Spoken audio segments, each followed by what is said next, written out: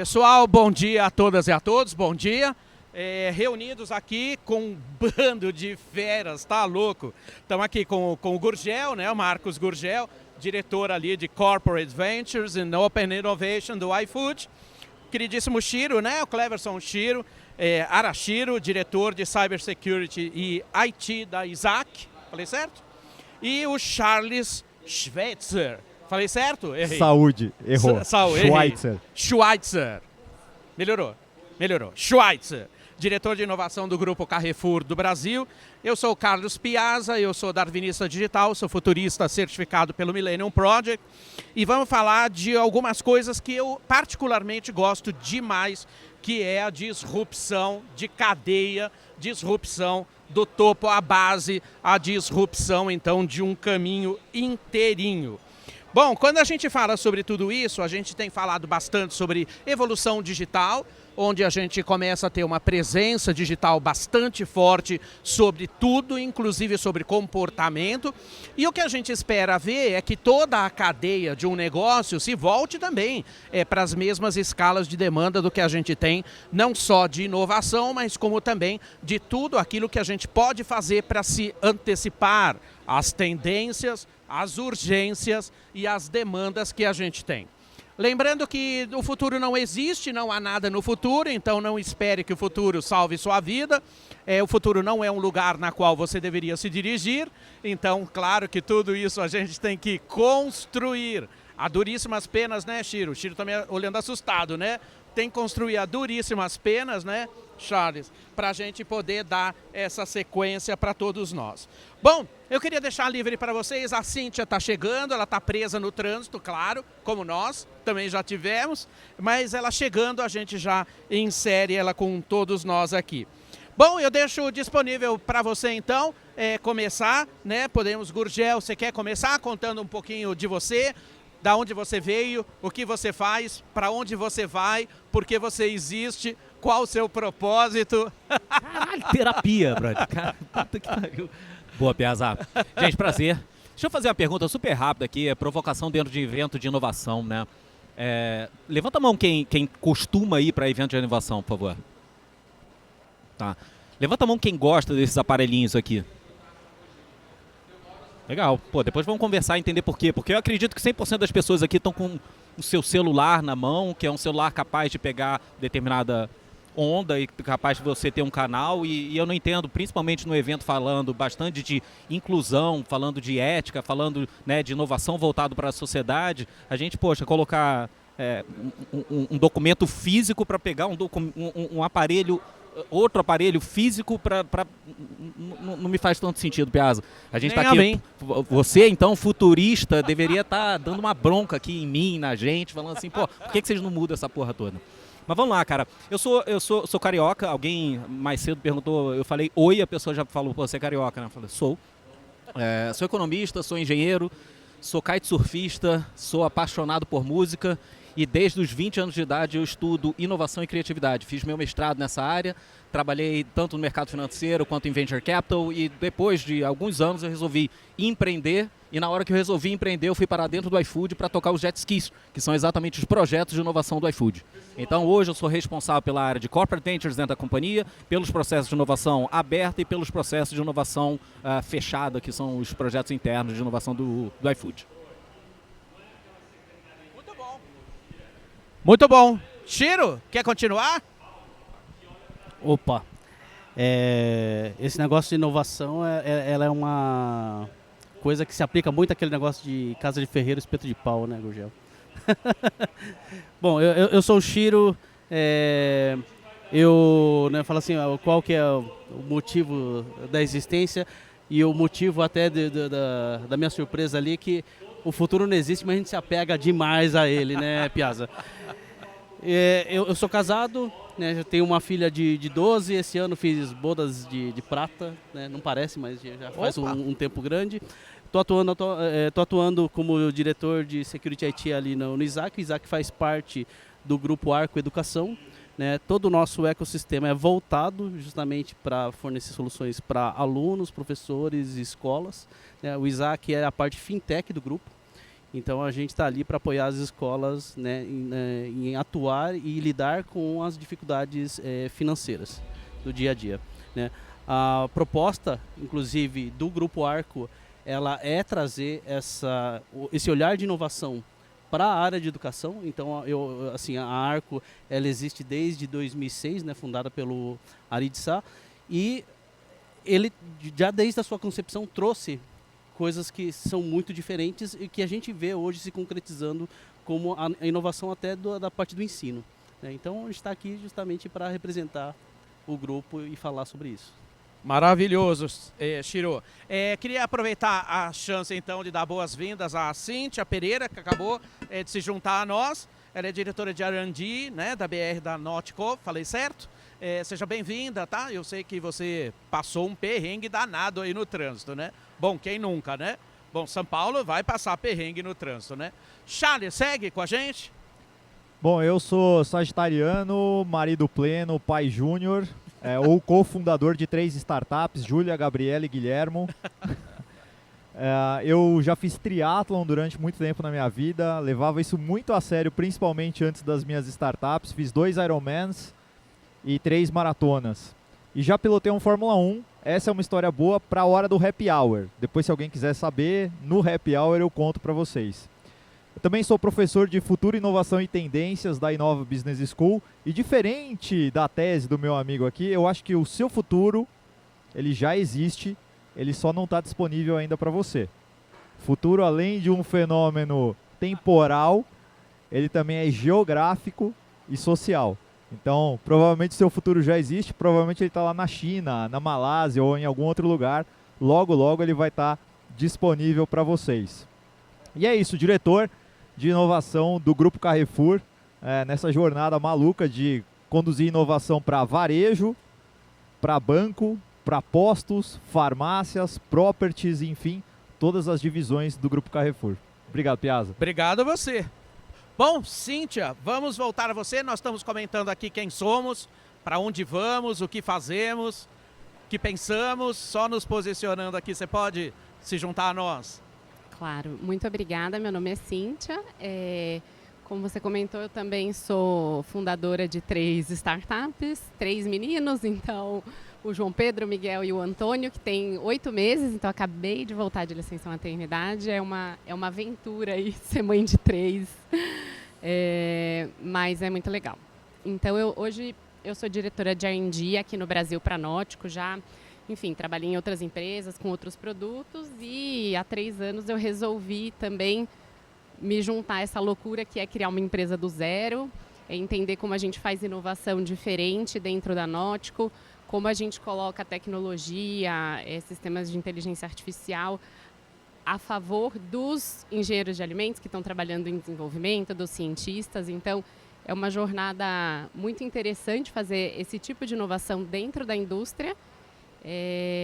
As discussões são malucas, então imagina eu, que sou totalmente da área de alimentos, tentando, né, entender um pouco do lado da pessoa ali, do engenheiro de computação, essa pessoa tentando entender o que é uma análise de pH, de atividade de água, para conseguir colocar isso no sistema. Então, as discussões são muito ricas e eu tenho certeza que, enfim, todo mundo cresce muito e a gente espera criar alguma coisa diferente nesse sentido. Muitíssimo obrigado, viu, Cíntia? Seja super bem-vinda. Maravilha. Bom, como a gente já deu aqui um tipzinho, a gente fala sempre na questão de inovação para tudo quanto é canto, mas a gente sabe que tem um monte de outras tecnologias, um monte de outras inovações que estão escondidas dentro daqueles processos que a gente atua, né? Porque a gente não tem tudo isso muito visível. E claro que quando a gente olha disrupção de ponta a ponta, sempre fica uma curiosidade ali sobre justamente a disrupção na cadeia de suprimento. Será que a cadeia de suprimento está jogando de acordo com a mesma velocidade de mudanças que a gente tem? Será que de verdade, né, a cadeia de suprimentos está sendo reposicionada em muitas outras coisas? Vide impressora 3D, impressoras 4D, justamente por causa das tecnologias estruturantes? Será que a gente de repente, né, tem um compasso ou um descompasso? Aí que eu queria ouvir vocês, se a gente está no compasso ou no descompasso, na sincronização ou na desincronização, e como é que vocês podem ver tudo isso nas suas indústrias. Gurgel, se arrisca? Arrisco, vamos lá. Acho que tem 2 pontos, pelo menos para o iFood, muito claros aqui. Hoje, mais ou menos 90% dos processos de inovação são voltados para business próprios. O que eu quero dizer com isso? Ele não está atacando a cadeia produtiva como um todo. O iFood ele tem uma mensuração de que normalmente algumas tendências levam de 36 a 48 meses para chegar, como o Charles estava falando, da Ásia para o Brasil. Né? Se você olha para o que está acontecendo hoje na Ásia, 2 movimentos são muito fortes em cadeia produtiva. O caso do Pinduoduo fazendo desintermediação, né, o que a gente chama de farm to table, ou seja, você tirando 7 elos da cadeia produtiva e pegando efetivamente o produtor da ponta e entregando direto para o consumidor final. Esse modelo do Pinduoduo é algo que vai acontecer, já aconteceu na Europa e vai acontecer na Latam inevitavelmente. O segundo movimento que acontece muito forte na Ásia, não particularmente só na China, é um movimento de consolidação, não só de demanda, como de oferta. Então você tem projetos como o do Ninja Kart, onde você consegue consolidar pacotes de demanda e jogar isso para um leilão composto a ponto de você conseguir subsidiar, conseguir baixar preço dentro daquilo ali. O terceiro e último modelo é um modelo que está muito forte dentro da Europa de aggregators, que os Estados Unidos têm copiado, e isso de certa forma vai acontecer aqui, que no final das contas você vai ter, ele não ataca a cadeia de suprimentos como um todo, mas ele fornece um elo, vou chamar na ponta, que consegue fazer com que pequenos fornecedores vendam para grandes players. Então acho que esses 3 movimentos, de certa forma, vão ter uma influência forte nos próximos anos aqui no Brasil. Gurgel, só responde para mim uma coisa que é curiosidade. Existe um descompasso entre o que vocês imaginam como inovação disruptiva e a cadeia de suprimentos? Ela acompanha teu pensamento? Eu diria que não. Ele não acompanha. O efeito da inovação na cadeia produtiva, ele normalmente leva muito mais tempo do que uma inovação que eu vou botar no B2C, chamando assim. Ela leva mais tempo para ter um efeito, digamos, para quem está aqui hoje presente. Perfeito. Se chega a atrapalhar vocês, não? Zero. Ok. Zero. Tá bom. Mas suportável. mas como você e Charles estavam falando, é uma visualização de futuro que está ouvindo, está chegando, da maneira que o Charles comentou. De certa forma, você consegue antever o que vai acontecer aqui no Brasil. Poderia trabalhar antecipadamente, então? Aí é a pergunta de $1 milhão. Quando você entra nisso? Entra agora? Entra daqui a 1 ano? Entra daqui a 3 anos? 36 ele tem que meses? esperar para apostar, não é isso? Exatamente. Ele tem que ver o movimento para poder apostar. Exato. Portanto, ele não tá, ele está ainda na hype, ele não está ainda, né, na consecução do que ele poderia imaginar que isso poderia ser um mercado para ele. Exato. Inclusive porque também atitude da tua cadeia de suprimentos provocar você também para que use uma inovação dele, né? Então ele fica esperando você demandar. Está deslocado, então está desincronizado, né? Cíntia, você se arrisca a se juntar à discussão? Sem dúvida. Para a gente, pensando em indústria de alimentos, eu diria que chega a atrapalhar e tem um impacto muito grande. Então, acho que o maior exemplo disso dentro do processo de inovação, né, de produto dentro da Nótico, a gente, como todas as, empresas e indústrias, se você pensar num funil de inovação, a gente vai ter lá no início uma fase de ideias, onde você vai ter muitos projetos. E aí você vai desenvolvendo produto de bancada, né, todos pensando nessa metodologia que a gente começa a desenvolver, que é como eu mapeio, todos os ingredientes que eu tenho no Brasil e no mundo, que não necessariamente eu uso em escala industrial, e começo a entender quais ingredientes são melhores para aquele produto que eu tenho, que eu quero construir. Então a gente tem uma série de produtos desenvolvidos em bancada ou até em teste piloto que eu nunca consegui lançar. Eu nunca consegui lançar porque eu não tenho ingrediente comercial para isso, e a gente, como Nótico, não produz ingrediente, então às vezes eu não consegui um parceiro que consiga entender aquilo que eu preciso ou que consiga produzir aquilo num custo minimamente atrativo. Às vezes eu realmente não tenho um ingrediente, então eu consigo, fazer ele numa bancada, mas não consigo fazer de forma industrial. Muitas vezes eu não tenho, o equipamento para fazer aquilo. Então, às vezes a gente olha um produto, no supermercado que alguém tentou lançar, o produto não está legal, a gente sabe, porque a gente já fez lá na cozinha, no laboratório, que eu preciso de um equipamento que eu não tenho em escala industrial. Ninguém tem, ninguém fez. Então, hoje, pensando em cadeia de suprimentos, eu diria que a gente está atrás da necessidade que a gente teria para trazer melhores produtos para os consumidores.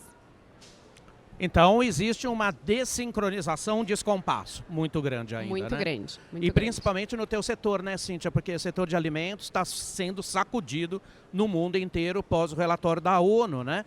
Onde se coloca que a agricultura, de uma maneira muito geral, quem trabalha com alimentos hoje, tem que produzir nos próximos 40 anos tudo que se fez nos últimos 8.000 anos. E isso certamente indica um caminho inexorável de muita tecnologia quando se fala em produção de alimentos, não é? Sem dúvida. E aí acho que o paradoxo que a gente tenta entender, né, como sociedade é que ao mesmo tempo que a gente precisa de muita tecnologia para isso, a gente sabe que tem muitas tendências do lado de naturalidade ou, como você comentou, de from farm to table. Então, como que eu consigo aplicar tecnologia para trazer isso que o consumidor espera, que talvez seja um alimento que eu produzia, não sei, há 100 anos atrás, né? Ou da forma como eu produzia, ou tão natural quanto que eu poderia produzir lá atrás. Por isso que a gente está vendo chegar coisas que a gente até estranha, né? Principalmente fazendas verticais de asteroides, né? Tem inclusive já iniciativa na Finlândia de uma empresa que faz comida de gás de efeito estufa. Ele trabalha com bioreatores para converter carbono inorgânico em carbono orgânico e converte isso em proteína. Será que o futuro foi muito além, Cíntia, e a gente não consegue nem entender direito isso que eu acabei de falar, porque é esquisito pra caramba? Sem dúvida, é muito esquisito. Acho que eu fiquei, assim, surpresa também de escutar, como acho que a maioria das pessoas. Então, é realmente como a gente consegue integrar essa tecnologia, né? Então, ao mesmo tempo que eu quero uma proteína ou um vegetal o mais natural possível, eu estou falando de produzir proteína em bioreatores, carne cultivada. Então, assim, são tendências, acho que o que a gente tenta imaginar é como que a gente pode integrar essas tendências para o futuro. Porque ao mesmo tempo que o consumidor, né, ou enfim, que a tecnologia precisa avançar, ela gera um pouco de medo também, né? O que é uma carne cultivada? Eu posso comer uma carne de laboratório? Como é que isso é melhor do que a carne normal, por exemplo? Então, acho que essas são perguntas que a gente vai precisar olhar e que a gente não vai ter essas respostas agora. Sem dúvida, aquilo que um pouquinho o Charles colocava, que também o futuro é uma questão cultural, né? As pessoas olham para uma carne in vitro e acham que elas têm gosto de corrimão de escada de rodoviária, né? Claro, fronteira cultural total, porque não tem gosto disso, né?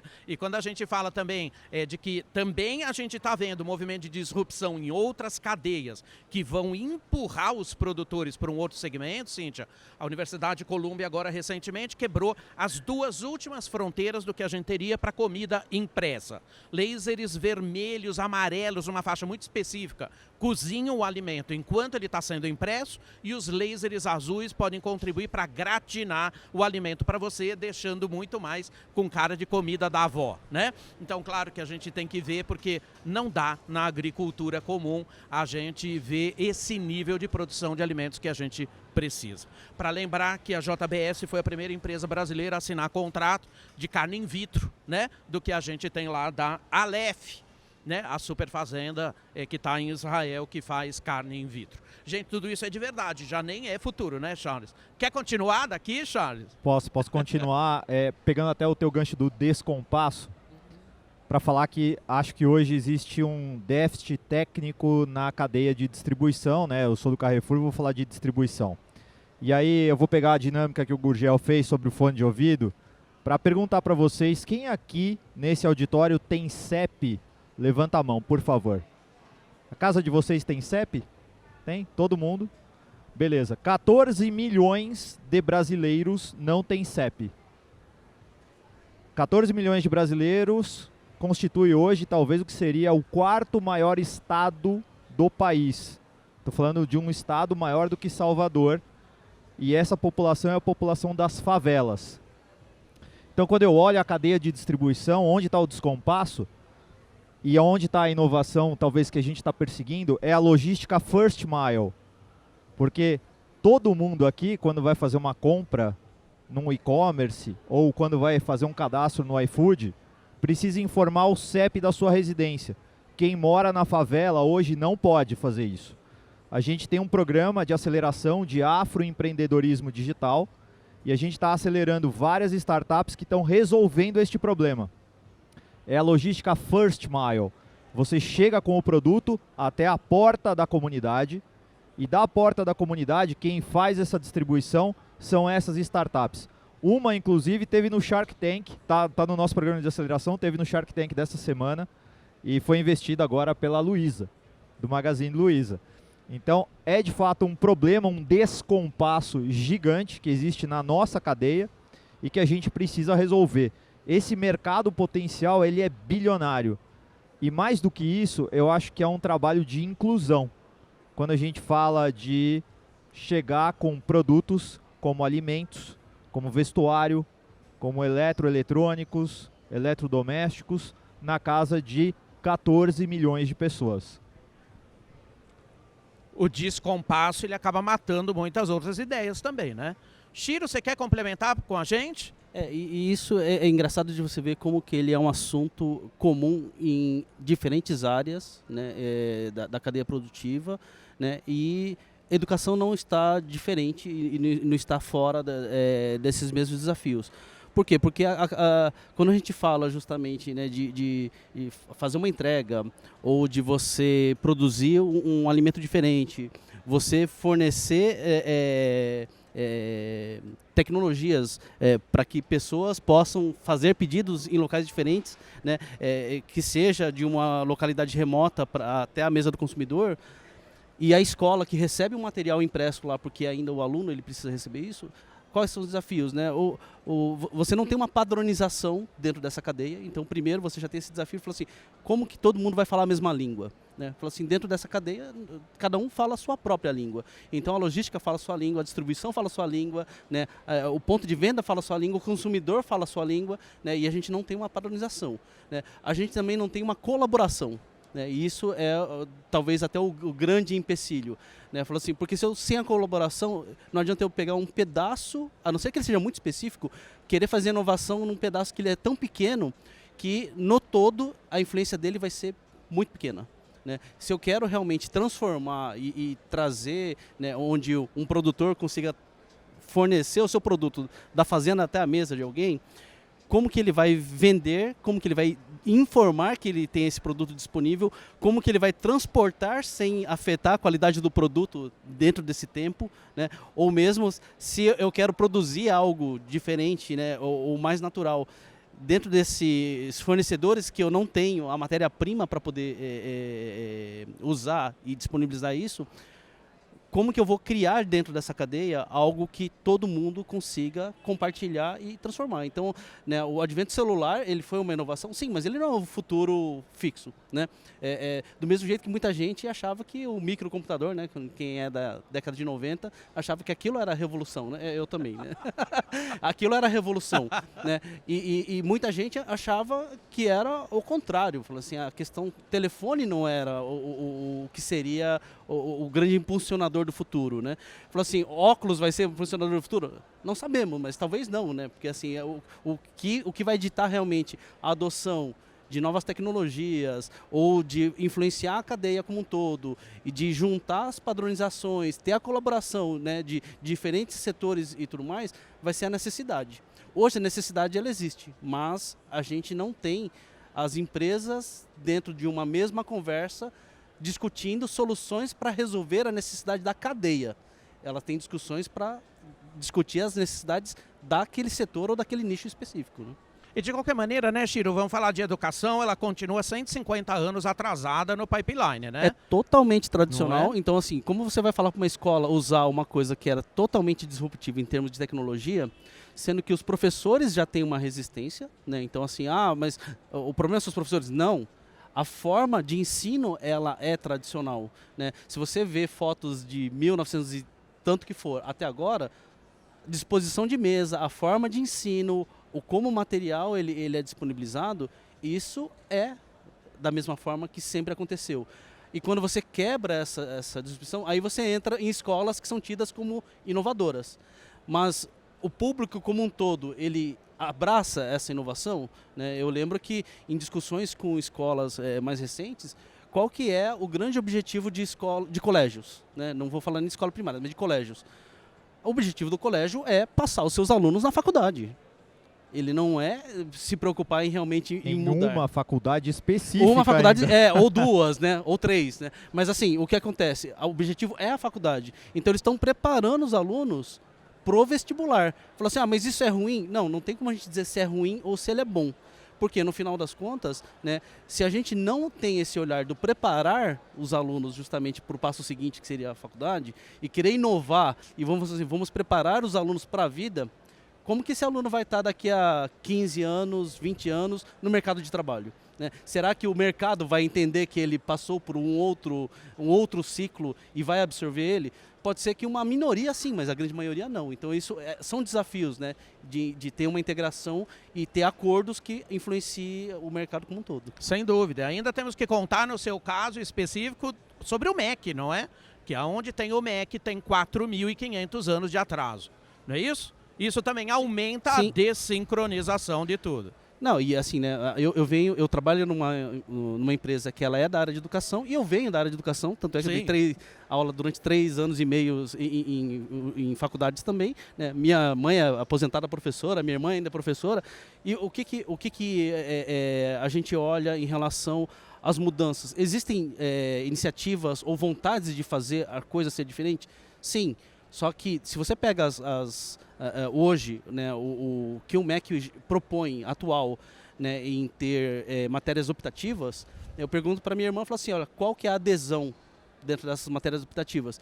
Gente, ela tem aulas que ela tem 3 alunos na sala de aula. Então ela fala assim, olha, a adesão ela é quase zero, então existe uma cortina de fumaça que hoje ele impede você de enxergar que as matérias que eram obrigatórias, agora com as optativas, os alunos simplesmente não estão indo para a escola. Então, assim, o que a gente está fazendo? Que a gente está desmotivando o aluno a querer aprender. Né? Isso também tem a ver com tecnologia, Claro. inovação, né? Uma visão de futuro e como que ele está inserido dentro disso no mundo. Né? Ô Chiro, sem querer querendo, a gente já invadiu o nosso segundo tema aqui, que é justamente falar na integração possível, não é? Será que a gente tem aí, de alguma maneira, como é que a gente deveria integrar tudo isso? Como é que você enxerga isso? Porque trabalhar com dessincronização, a gente fotografa ela, mas como é que a gente deveria trabalhar com isso para a gente ressincronizar tudo isso? É só uma questão de colaboração, porque o mundo é muito competitivo, até a escola ainda ensina né, que não basta eu ser competitivo, eu tenho que matar você, né, Chiro? Né? Exato. Isso, né? então a colaboração não chega nunca, não é?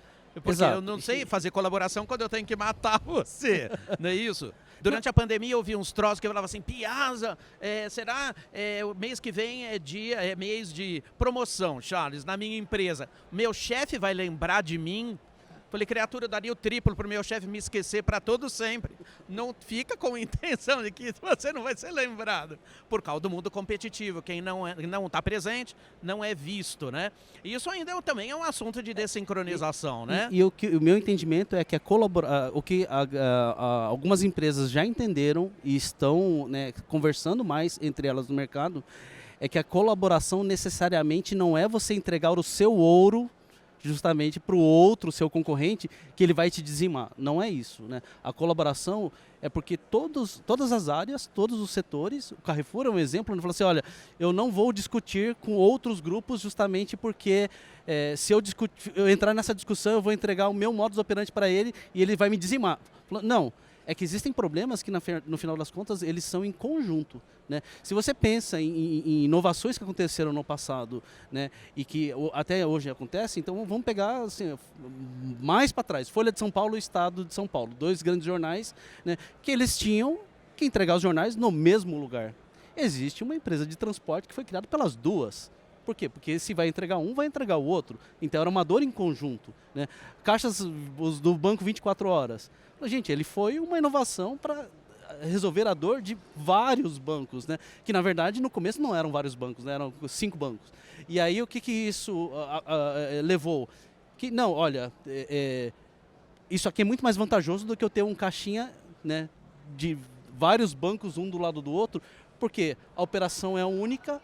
Eu tenho uma economia em relação ao que eu vou disponibilizar isso tudo, né? E ao mesmo tempo, por que aquele cliente do Banco do Brasil ele não está indo para o Itaú ou vice-versa? Não, porque eu estou oferecendo uma coisa diferente e é nisso que a colaboração ela não afeta. o como você faz, né? Então, assim, a gente fala hoje de hiperpersonalização de atendimento, né? É uma tendência, e por que isso funciona? Porque todo mundo gosta, né? Quando você tem um atendimento que é personalizado para você, né, você entende que o seu problema está sendo olhado de maneira mais cuidadosa, né? Quando você entra no meio de que você é atendido como todo mundo, você entende que se o problema não aconteceu ainda, ele nunca vai ser resolvido, porque ele tem que acontecer em um volume grande para que isso realmente seja resolvido. Sem né? dúvida. E eu acho que então essas empresas que já entenderam que a colaboração ela não afeta a concorrência, elas estão resolvendo problemas mais rápido. Gurgel, como é que você olha tudo isso e de que maneira você acha que a gente deveria, então, sincronizar o que aparentemente é tão desincronizado, não é? Bom, de vamos que lá. maneira a gente pode integrar isso? É possível? Não sei se é possível, mas eu daria 3 dicas. Sempre 3. É mágico esse número. É mágico o número. Cara, vem de uma cultura onde era proibido tomar refrigerante, cerveja da marca concorrente. Né? Isso, eu lembro. E só a evolução de 20 anos para cá, você vê que isso já não acontece, né? Sem citar marcas e nomes e grupos, aquela quase idolatração de certas coisas você já não vê. O efeito positivo que teve dessa digamos, mudança de cultura é que algumas empresas pararam de olhar diretamente para o seu concorrente para fazer benchmark e começaram a fazer frog leap. Então elas começaram a pensar não no que o seu concorrente está fazendo, mas sim o que meu cliente está fazendo. Então esse é um primeiro efeito benéfico dessa, vou chamar de colaboração ou parar da guerra. Tá? O segundo ponto, vestindo meu chapéu de inovação aberta, eu acho que quando a empresa dá um passo real dentro do viés de inovação aberta, a gente fala isso dentro do nosso grupo, você para de entender que as dores da tua empresa são apenas as tuas dores próprias e assim as dores do teu ecossistema. Então eu passo a olhar para um olhar de inovação, como é que eu resolvo a dor do meu entregador, como é que eu resolvo a dor desse restaurante daqui. Aquilo começa a ser muito mais, digamos assim, foco e objetivo da companhia do que pura e simplesmente olhar dores do iFood. Acho que o melhor exemplo para fechar com isso, a gente acabou de fechar um programa de AI dentro da companhia, 78% dos projetos de AI que estão sendo tocados hoje dentro do iFood são voltados para entregadores e são voltados para donos de restaurantes. Isso fecha o que você está falando da gente gerar tecnologia para eventualmente uma pessoa que nem está sabendo que está usando inteligência artificial generativa. Mas a inovação ela acontece, digamos assim, para uma parte participante do teu ecossistema como um todo. Muito bom. Cíntia, você compartilha? Sem dúvida. Acho que a gente tem alguns exemplos também quando a gente olha essa história de problemas comuns e pensar que a gente não vai resolver sozinho. Mas a colaboração, ela não é tão fácil, justamente por essa barreira. Então, mesmo quando eu tenho uma indústria como a Nótico, que a gente faz inovação, pesquisa dentro da indústria, quando eu quero fazer uma parceria, às vezes, com uma universidade, dependendo da universidade, a gente pode chegar 1 ano numa negociação de contrato, pensando no quê? Se eu achar uma solução aqui, de quem é essa propriedade intelectual? E aí, enfim, tem todo um sistema ali para gerir isso e a gente às vezes falava, né, tanto do nosso lado técnico quanto do lado dos pesquisadores da universidade, falando, se eu não começar, a única certeza que eu tenho é que eu não vou achar nada. Vamos começar essa parceria e aí a gente pensa num modelo, né, que seja benéfico para os dois, mas hoje acho que tem uma barreira até das pessoas entenderem que a gente não vai encontrar a solução desses problemas sozinhos, né?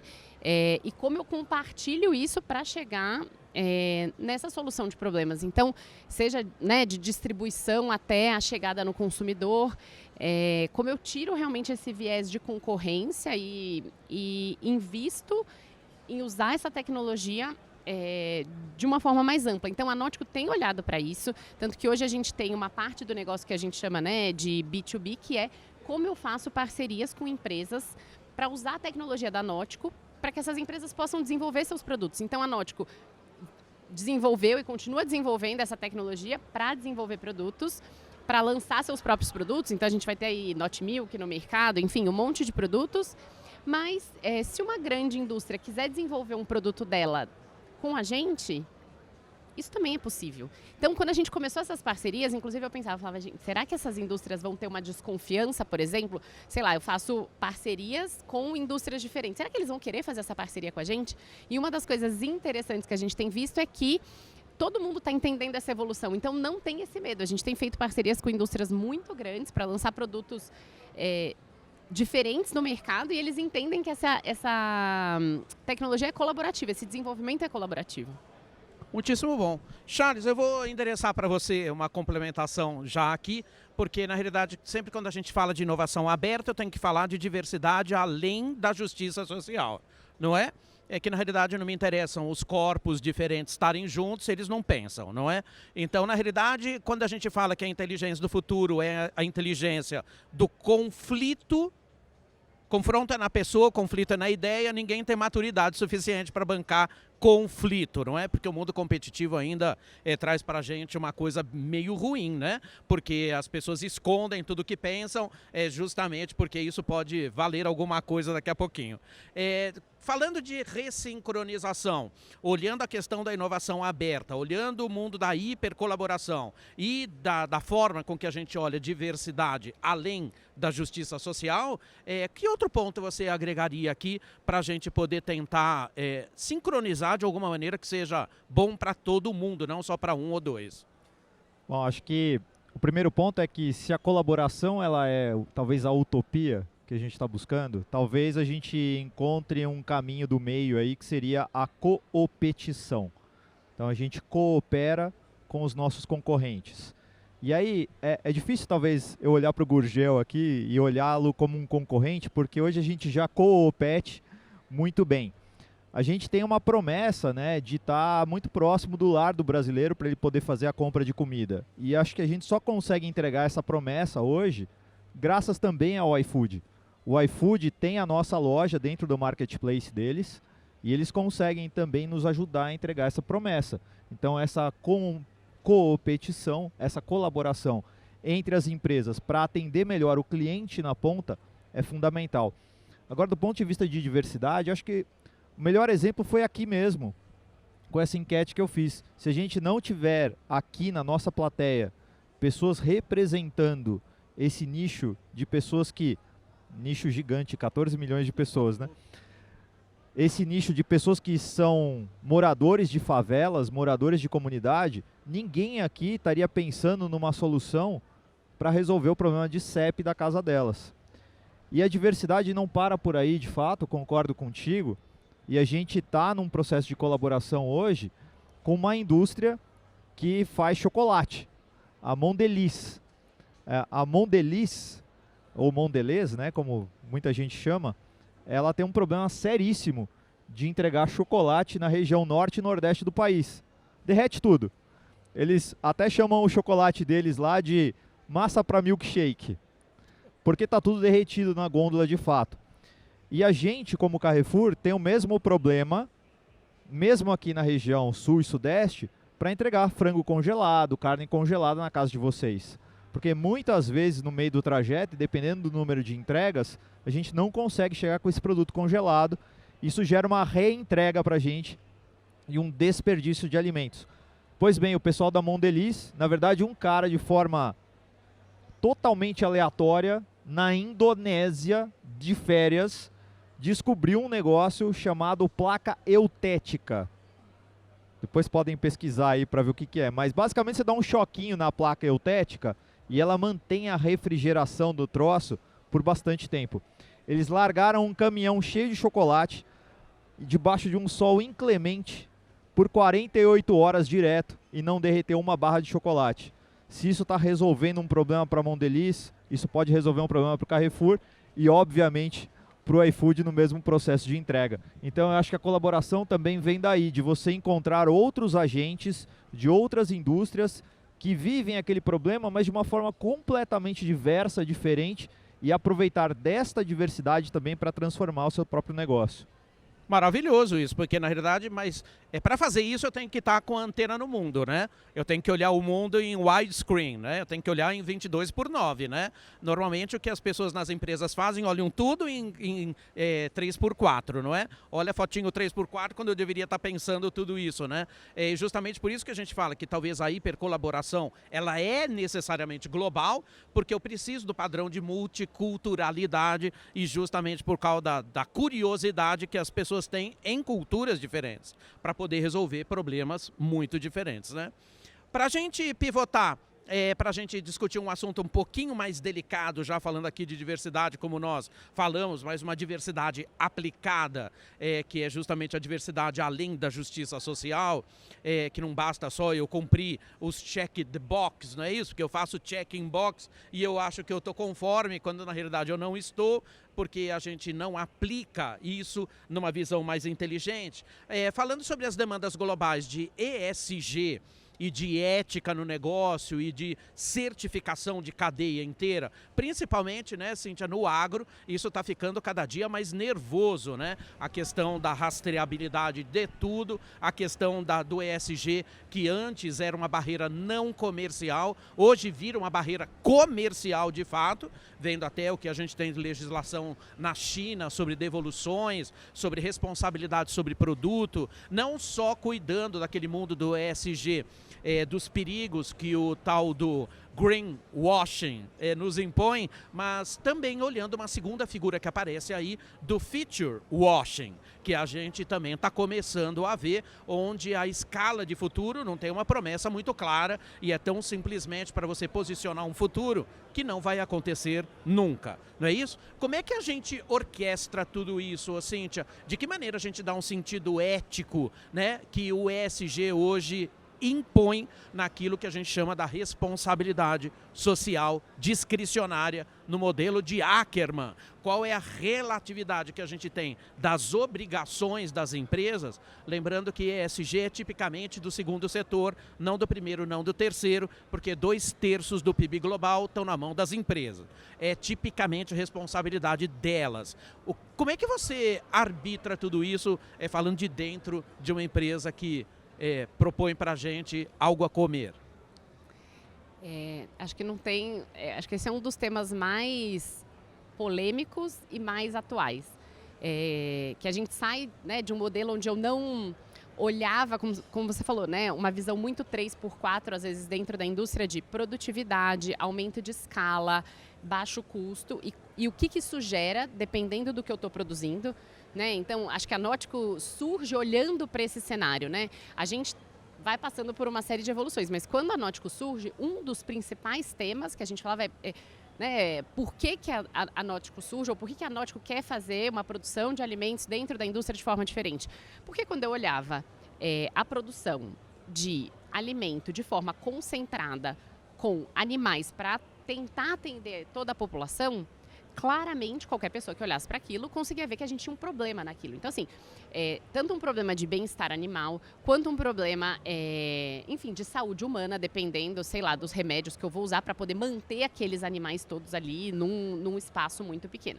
Então, a gente tem um problema de cadeia ali naquele cenário, né? Então, como eu posso olhar para a sustentabilidade dentro disso? Não é, né, endemonizando uma coisa e dizendo que a outra é boa, mas a gente precisa olhar. Então, a gente pula para os extremos, né? Não sei se o ser humano tem essa mania de pular para os extremos. Então, eu tô aqui que eu não olho para nada disso, eu só vou olhar a produtividade e, de repente, eu começo a falar, não, isso aqui é horrível e precisamos mudar completamente. Então, como que eu chego no meio termo? Como que eu evoluo nessa produção?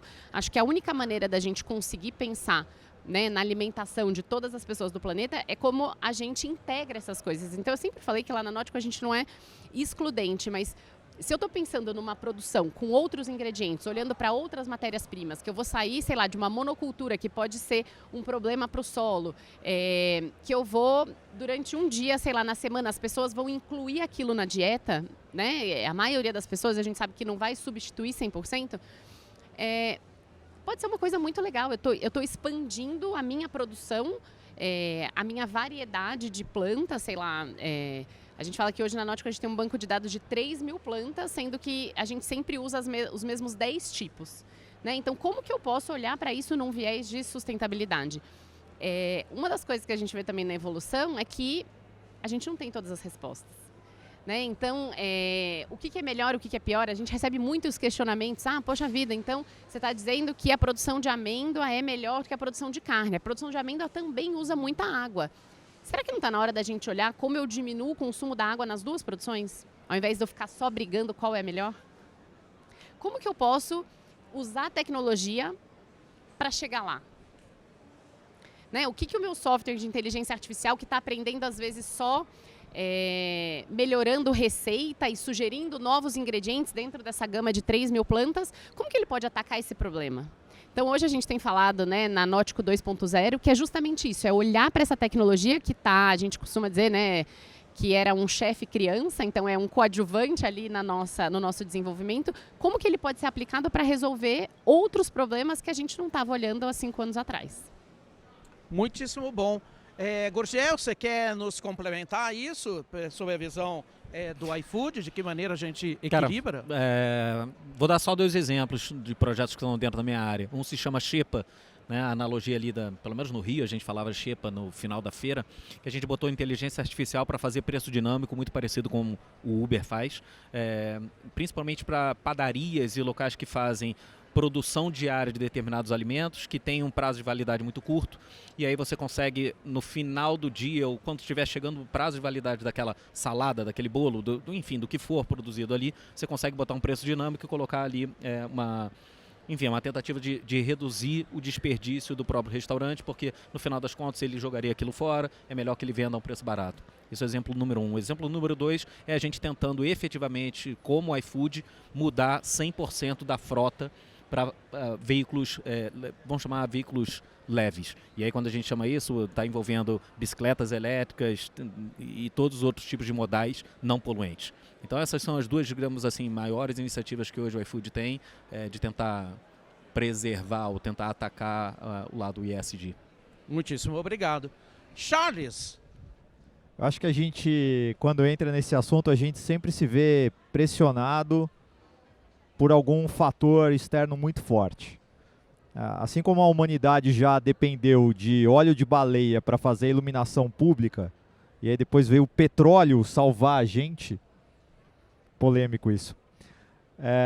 Eu acho que hoje, quando a gente tem grandes iniciativas de ESG, elas são movidas também por pressões externas assim. A Europa está vivendo isso muito fortemente, com uma dependência extrema de energia da Rússia, em guerra agora com a Ucrânia. E aí toda a preocupação do Carrefour França hoje e na Europa se volta para como economizar energia e como ser mais independente do ponto de vista de energia, obviamente de uma forma sustentável. Mas aqui no Brasil a gente tem um caso emblemático, inclusive talvez o maior caso de uso de blockchain na ponta. Só que aconteceu também por um motivador externo, e aí eu não quero fazer juízo de valor do ponto de vista de política aqui, mas aconteceu com uma crise no governo Michel Temer. A operação da Polícia Federal ficou conhecida como a carne é fraca. E naquela época precisava se certificar então toda a cadeia de produção de carne para que o Brasil pudesse continuar a exportar a carne para os mercados internacionais. E aí o Carrefour entrou nessa iniciativa de certificar toda essa cadeia usando blockchain. Então, acaba vindo por uma pressão externa muito forte. Eu acho que hoje a gente acaba de sair de uma crise gigantesca aqui em São Paulo, que aconteceu na sexta-feira, por mudanças climáticas, e a gente vê o quanto isso ainda afeta a vida de algumas pessoas até hoje. Desde sexta, pessoas ainda estão sem energia elétrica, pessoas ainda estão sem internet nas suas casas. A gente precisa responder a isso. De que forma a gente vai responder, eu não sei, mas certamente a inovação com foco em ESG vai ser uma das respostas. Bom, Charles, é só a gente acompanhar e você não me provoque, né? Porque, na realidade, o que acontece? Os discursos oficiais já botaram culpa no vento, na árvore, claro, porque a culpa é da árvore que nasceu ali, né? Ou da rede elétrica que nasceu antes da árvore, né? Quando a gente fala que a Intel já lidera todo o segmento de energia elétrica sem fio, a gente nem sabe que diabo é isso, não é isso? Não vou discutir enterrar, porque é ruim igual, porque a rede subterrânea é pior do que a rede aérea. Para cumprir DEC-FEC de duração e frequência de interrupção, eu tenho que olhar a rede. Eu tenho um tempo maior para poder olhar lá para baixo. E não é só botar fio, tem que botar transformador lá para baixo.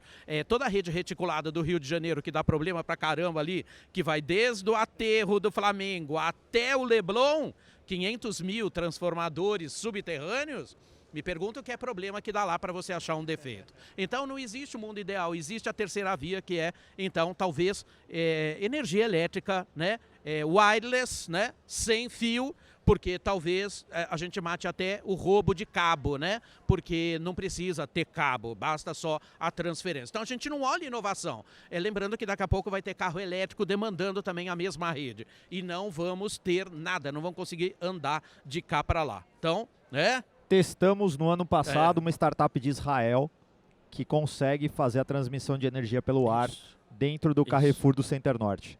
Então, isso também não é futuro, isso já é presente e a gente já está testando. Isso, por isso que não vê. Agora, como é que uma concessionária não enxerga isso? Não é? Então, você não tem uma área de R&D para olhar isso como algo possível, factível. Não é isso? Aliás, já tem agora também a possibilidade de a gente fazer geração de energia de asteroides, colocando painéis solares em asteroides, fazendo uma coisa absurda. Por que de asteroides? Porque no espaço não tem noite, a geração é contínua.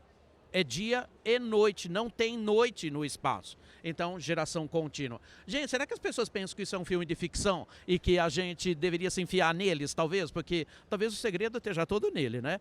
Mas, Chiro, só para você rebitar para a gente aqui, então, como é que a gente faz essa questão ESG? A gente ensina ESG?